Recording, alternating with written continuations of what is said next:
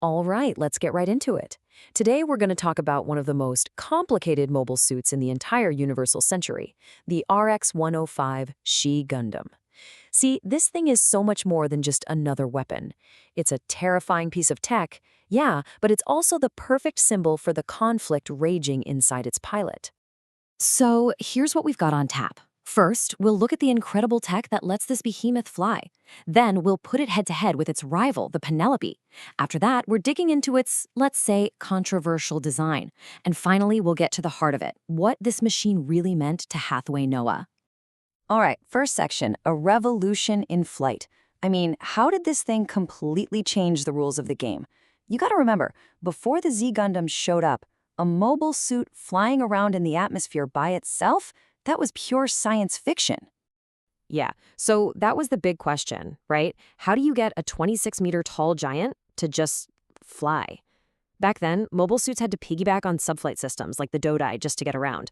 But the Ξ Gundam, its answer wasn't just an upgrade, it was a total game changer that made it the undisputed king of the skies.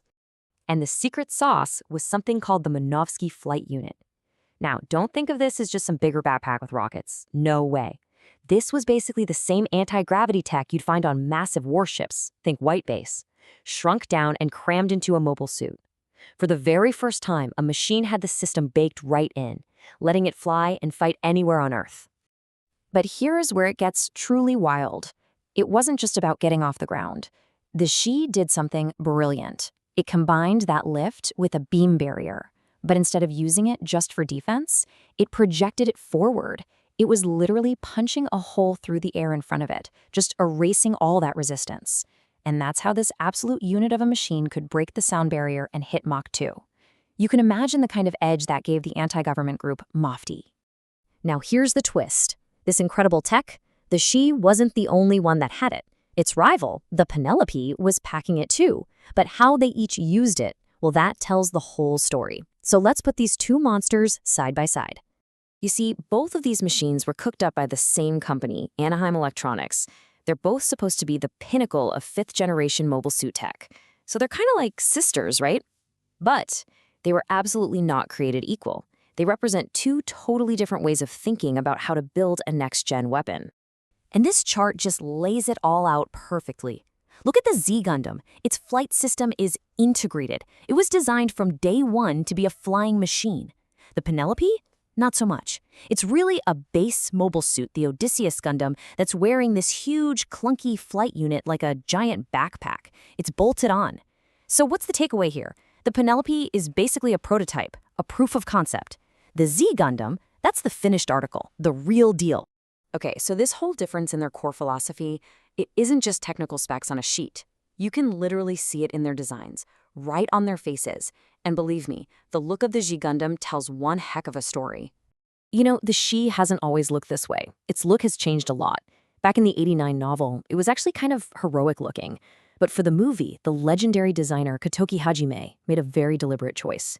He ditched the classic hero vibe and went all in on the original novel's idea of something monstrous and, well, just plain unsettling. Just look at the details on the movie version. Where's the iconic Gundam V-fin and face vents? Gone, replaced with this blank, terrifying mask. And the hands? They're these oversized, menacing claws. Every single choice was made to make it look not like a Gundam. It was designed to look like an imposter, to separate it from all the heroic Gundams that came before it. This thing visually screams terrorist weapon. And then you have the Penelope. It's the complete opposite. Kotoki made sure it has that classic, unmistakable Gundam face, front and center.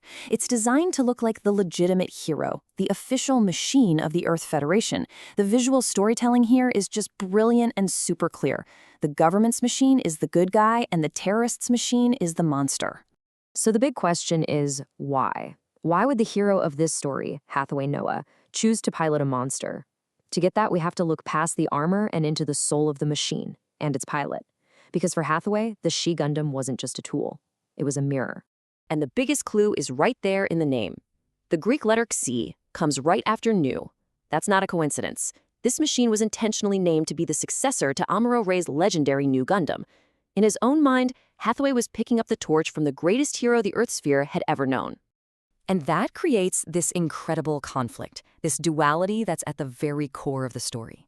On one hand, the Shio represents Hathaway's hope. It's the legacy of the new Gundam, a tool powerful enough to maybe, just maybe, fix a broken world.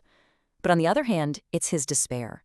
It's a monster, the symbol of a terrorist group, and a constant reminder of the bloody path he's walking. So you see, it really is the perfect physical embodiment of Hathaway's soul. It's all right there. Think about it. Its white color scheme, that's a direct nod to a morose Gundam, the White Devil. It's about inheriting that heroic legacy. But its monstrous shape, that represents the brutal, terrible things he's willing to do to achieve his goals. And let's be absolutely clear, this thing was terrifyingly effective. It became the Federation's #1 public enemy. We're talking about a single machine that let a tiny resistance group like Mofty go toe-to-toe with the entire global government, even taking out their highest-ranking officials. And that just adds another layer to its mystique, right? It's a ghost. It was built by Anaheim who, let's be honest, will sell to anyone with 0 identifying marks. It was secretly delivered to a man who had erased his own name to become Mafty. Both the pilot and the machine, they were phantoms, existing completely outside the system for one reason and one reason only: to burn it all down. So in the end, the Z Gundam is so much more than just an amazing piece of engineering. It really is a character.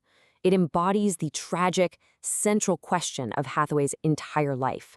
It carries the name of a hero's machine, but its hands are covered in blood, all shed in the name of a better future. And it leaves us with a really tough question, one that doesn't have an easy answer.